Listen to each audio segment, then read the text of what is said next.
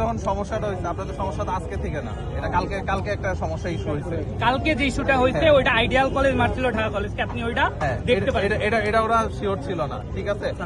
সেটার কন্টিনিউয়ান্সি কিন্তু আজকেও কিন্তু আবার কিছু ঝামেলা হয়েছে।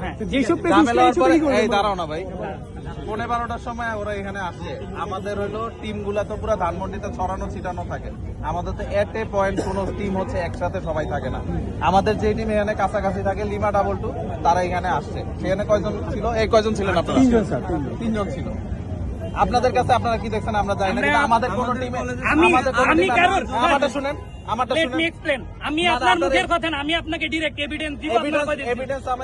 আমি যতদূর জানি আইন এভিডেন্স চাই, মুখের কথা না। উনি 3 জন বলছে, আমি আপনাকে প্রুফ দিব। আমিও দেখবো, দাঁড়ান।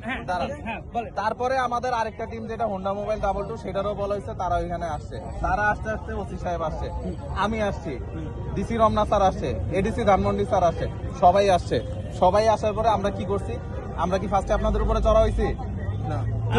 এই দাঁড়ান, আপনাদের যেটা আমি জিজ্ঞেস করি সেটা বলেন। আপনাদের উপরে কেউ চড়া হয়েছে? আপনাদের উপরে কেউ হিট করছে? আপনাদের ভাইস প্রিন্সিপালকে কেউ মারছে?